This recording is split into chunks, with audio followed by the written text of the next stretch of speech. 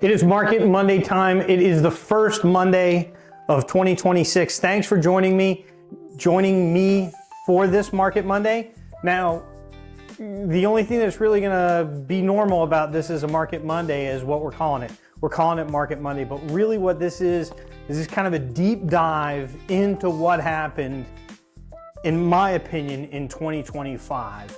I've got some notes here. You'll see me glancing on some of these.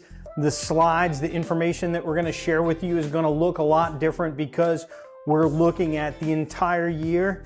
And I decided as I pulled all this stuff together today that I was going to look back 10 years because in a typical Market Monday, I report to you what happened over the last week, what the number is this week, what it was last week, what it was a year ago, and what it was 5 years ago. But all of those data points are post-pandemic. And this market post-pandemic is very, very different than the market looked before the pandemic.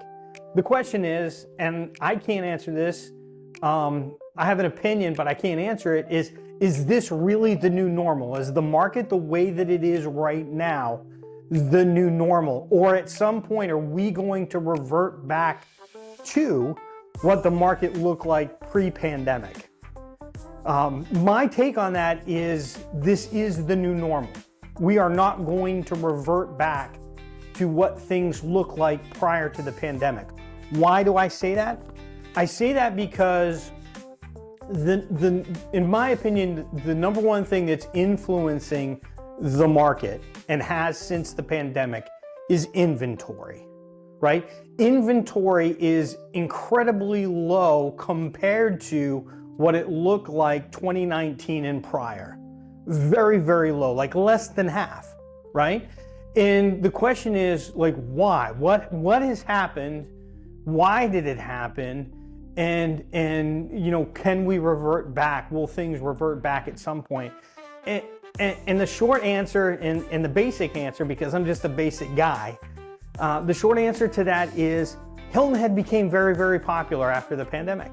The lifestyle here became very, very valuable to people that lived in other states. And we saw lots of people from the Northeast say, I'm not going to use the bad word, but they said a bad word and they're like, I'm going there. Why should I sit inside an apartment in New York City and not be able to go outside during this pandemic when I could go down to Hilton Head and at least walk on the beach and, social distance, but at least walk on the beach. So the pandemic made this lifestyle really important, more important than it had been ever. It also put Hilton Head on the map. We saw people moving to Hilton Head from places like California, where we didn't have a mass exodus from California of people coming to Hilton Head. I think most people left California and went to Texas or went to Miami, but a lot of those people came to Hilton Head Island. And so the popularity of Hilton Head Island has grown fantastically from the pandemic. And I don't see anything changing with that. I think that migration continues. And, Hilton Head Island, it's an island. So there's no more land. There's no sprawl when you have an island. The sprawl would be into the water.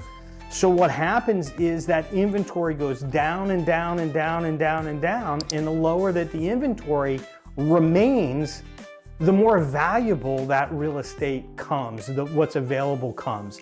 And I really think that in a nutshell, that is the why behind this. But that's why we're going to look back 10 years so you can really get a feel for what I see when I look at the numbers and what the difference is.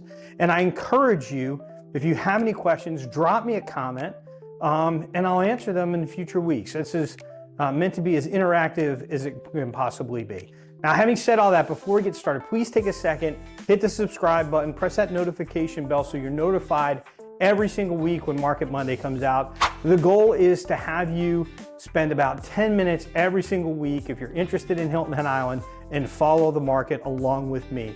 These big tentpole conversations like we're having today are the basis for an understanding of the overall market so that we can just follow it in bite-sized chunks on a weekly basis.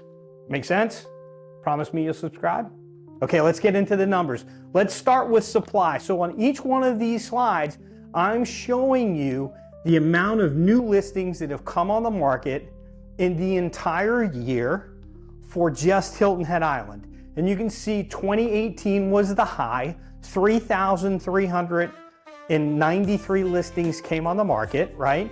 And that's what we had on the market in 2025. The reason it says 22% in a down arrow is the inventory in 2025 was 22% lower than that 3,393, the new listing inventory. That's new product coming on the market. That's not available inventory, that's new properties coming on the market.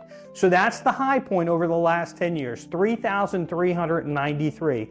The low point was just last year, 2,389. So we didn't have like a low year in 2020 at 3,286 or 2021, 3,298.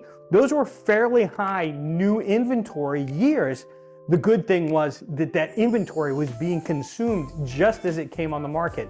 But looking at what's typical over the last 10 years, the average is 2,941 new listings coming on the market per year on Hilton Head. That's the average. 2025, we had 2,660. So we were about 10%, 9.6 below the average of inventory coming on the market. Why is that important? That's refilling the coffers, right? Those are future, those new listings coming on the market is what's stabilizing future inventory. So step one is I want you to know is we fed a lower than normal amount of new listings onto the market in 2025. Make sense? Okay, so then the next thing is available inventory. If you came to Hilton Head Island, what was available for sale? So the average at any given point. So if you came to this island in 2016, on the average day, 2,147 properties were for sale. That was the average.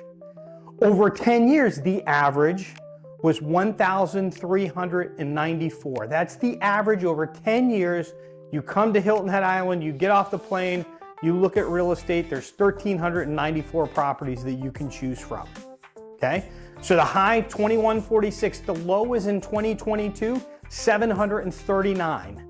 So the 2,147 back in 2016 is about 56% higher, or 2025 was about 56% lower than 2016. So 25 is about 56% lower than the highest, and it's about 28% higher than the lowest, which was 2022, which was 739 properties for sale. The average, again, is 1,394. 2025, the average 945 properties for sale. That was the average. So less than 1,000. And you can see this graph.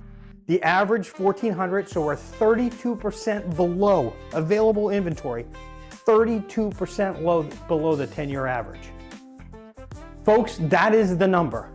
That is the number right there.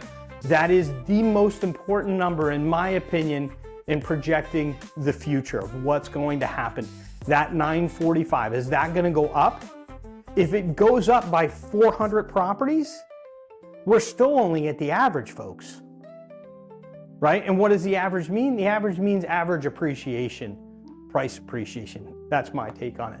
So this is the thing. This shows, going back and looking at 10 years, how truly low inventory is. And this is why I was saying I went back more than 5 years to give y'all a good feel for where the market really is. Because if we just look at the last 5 years, you can see 945 is on the high side. But when you look at 10 years and take the 10-year average, you can see how truly low that number is, that inventory number.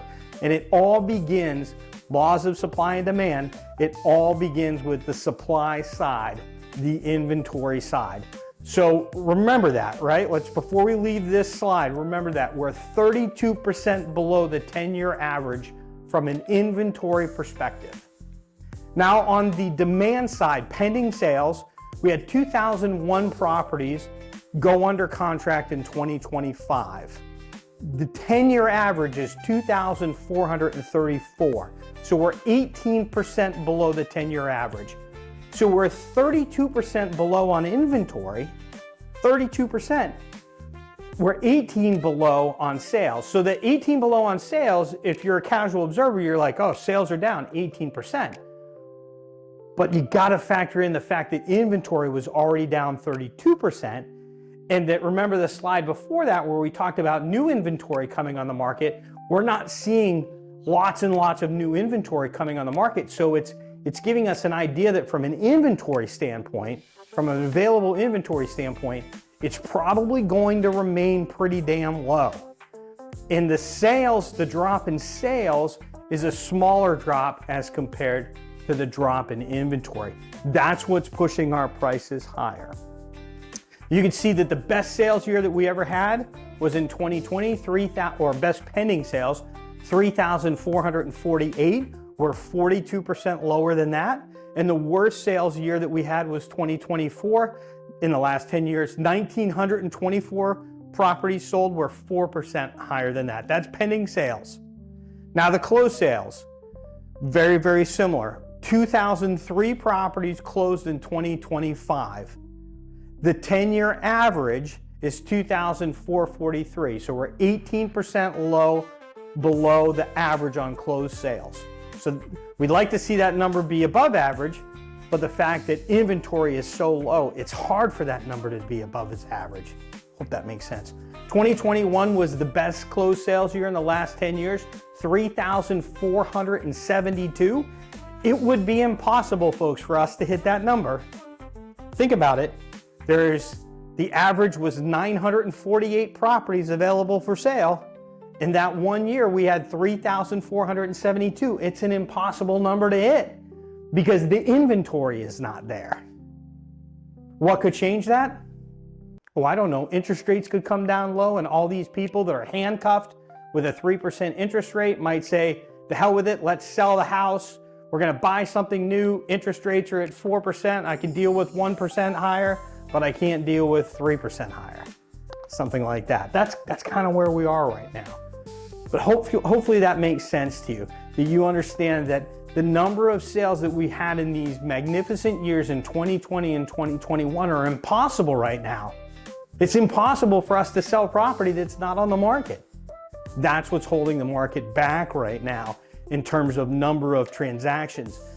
Looking at the math on this, we use something called absorption rate. What absorption rate is we take the inventory that's available and we divide it by the number of sales, figure out how many sales on average happen in a day, and that tells us how many months worth of inventory that we have if nothing else comes on the market. And you can see this is over the last 10 years. The high was in 2016. We had almost 13 months worth of inventory. The low was 2021, where we were at 3.3 months worth of inventory. 2025, the average was 5.7. That was the average for 2025. The average over the last 10 years is 7.1. So we're below that 10-year average by about 20%. So we're outperforming the historical numbers on this. Absorption rate of 5.7 is fairly low. Now, a lot of people will say, and this is correct, below 6% is a seller's market. 6% is a neutral market. Above 6% is a buyer's market. However, what that doesn't factor in is the fact that there's just not enough inventory available to quench the demand that's out there right now. Next stat, average days on the market, is really interesting, right? Highest was 152 days back in 2017, lowest 41 days in 2022. The 10-year average is 97 days. We finished 2025 with 76 days, right? So that 76 days is 21% below the 10-year average.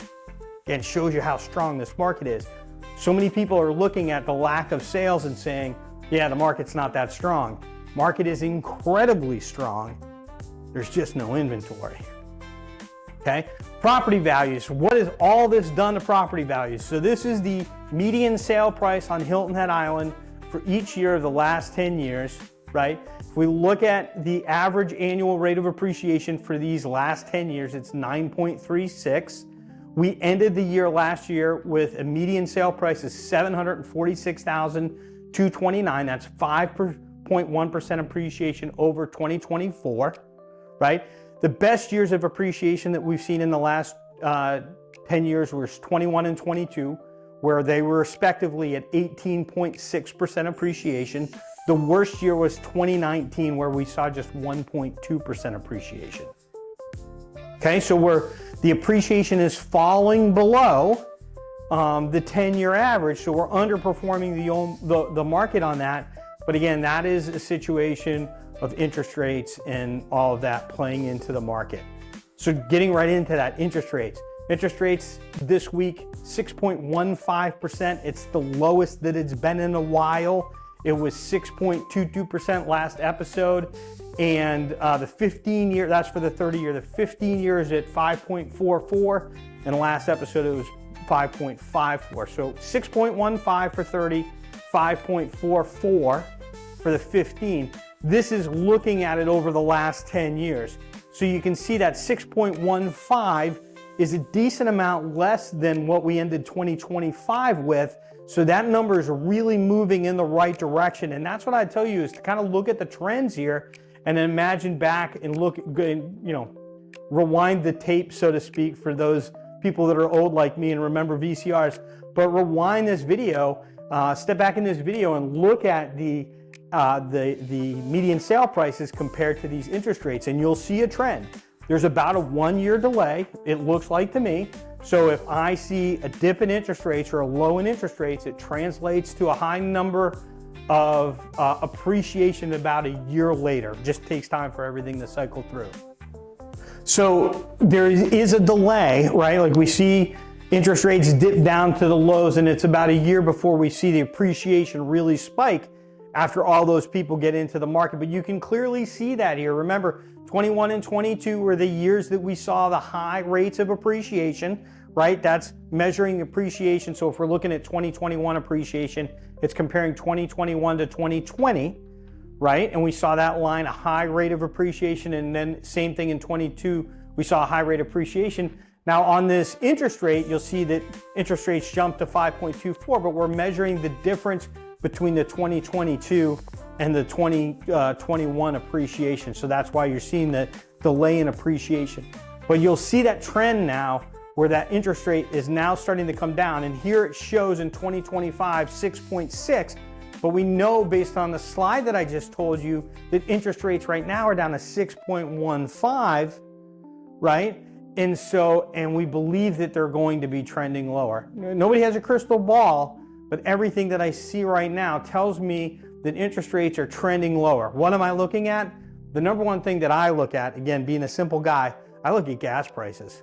I think gas prices is the best leading indicator of where the economy is going, what inflation looks like, right? Like inflation affects gas prices. If gas prices are going up, inflation is going up. If gas prices are going down, in my opinion, not an economist, inflation is going down.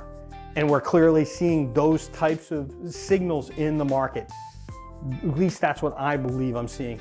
So we're gonna see these numbers coming down. So we had a 5.1% appreciation year in 2025. I think we're gonna see something north of that in 2026. I think my forecast for 2025 was 6% appreciation. I think this year we're looking at more like 8 to 10% appreciation. It's the thing that I've been saying all along. Everybody that's waiting for interest rates to come down, okay, like you've got it, they've come down now, let's say they've come down at this point almost 1% off of their highs. But you're paying you saved 1%, but you're gonna pay 5% more for the exact same property. Doesn't make any sense. Doesn't make any sense. The play is to find the property, make the deal, and then take advantage of lower interest rates once the interest rates are lower.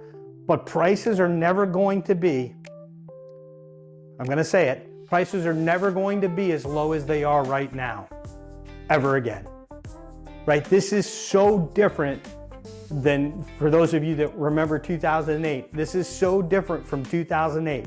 In 2008, when things changed, those inventory numbers that I showed you that were fantastically low, those inventory numbers went through the roof. Why? Well, fundamentally, in my opinion, the people that were buying in 2005 and 2006 and 2007, they were all investors. They were people that were going to get no-doc loans to buy second and third and fourth properties, right? They had no idea how they were going to pay for it. Prices were going up so much that people were just refinancing and cashing out, and they were using that to pay their mortgage, right? That's not what this is, right? When the music stopped in 2008, there were all these extra properties that nobody wanted because there was this false sense of demand. This is so different. This pandemic made Hilton Head very, very popular. There's no supply there right now because everybody wants to be here. Good news for us. Good news for those people that own property here. This is so very different. And it's important that you understand that. So my call is this next year, we're going to see another good appreciation year, 8 to 10%. These kind of 5 and 6 and 8% appreciation years, they are way more sustainable than the 18% that we saw a couple years ago. We saw what happened with that. You get 18% appreciation on the market. People start cashing their money out of their houses. They start buying stuff. Inflation goes through the roof, right? We don't want that. We want these 6 and 8% appreciating, annual appreciating markets. These are what's healthy. These are what's sustainable. And so that's it. Welcome to 2026. That's my outlook on the year to come. And please, again, take a second, hit that subscribe button, press that notification bell, and we'll see you here, hopefully, each and every week for 2026.